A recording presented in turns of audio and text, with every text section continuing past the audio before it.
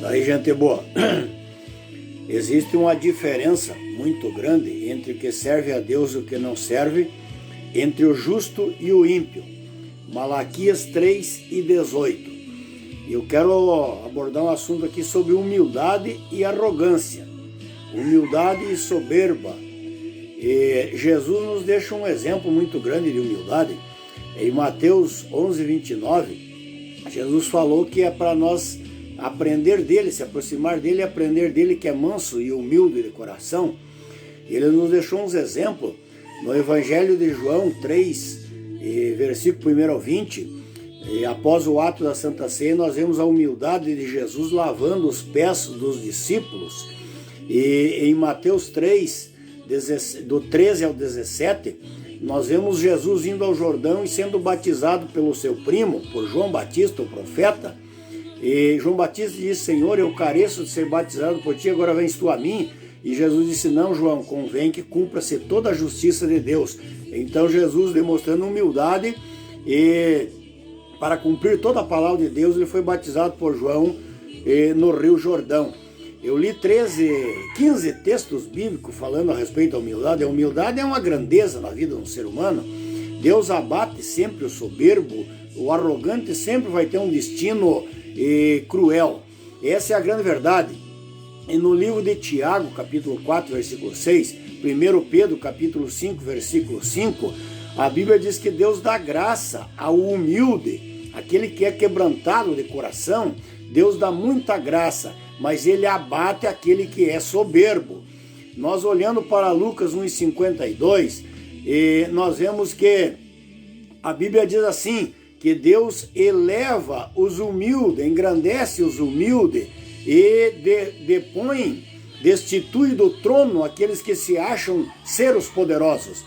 Em Ezequiel 21:26, da mesma forma, encontramos também mais esse texto bíblico, que Deus exalta sempre aqueles que se submetem a ser humilde na sua presença. Humildade é uma grandeza, engrandece, enobrece e dignifica o ser humano.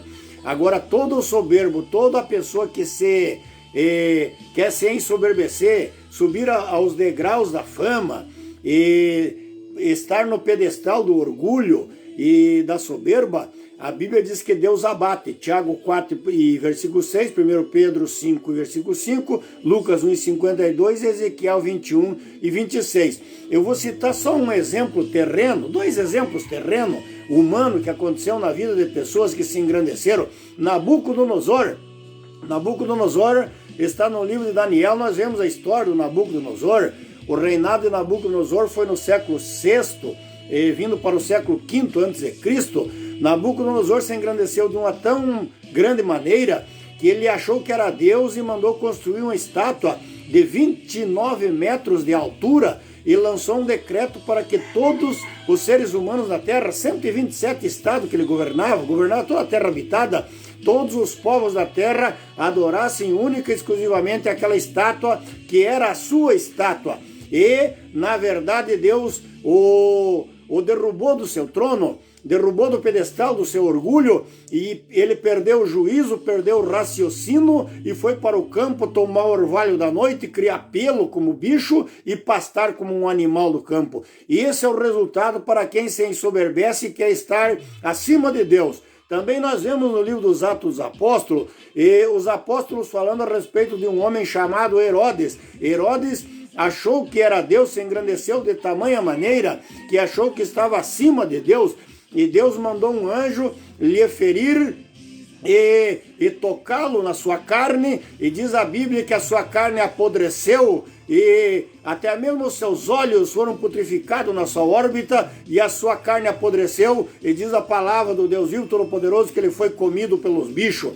E essa é a grande verdade, meu caríssimo amigo. Então continue sendo humilde, continue sendo modesto, porque a Bíblia diz em Malaquias 3:18 que há uma grande diferença entre aquele que serve a Deus e o que não serve, entre o justo e o ímpio, entre o humilde e o arrogante. Então seja uma pessoa humilde, que no seu tempo oportuno Deus vai te engrandecer, te elevar e colocar no lugar que você merece.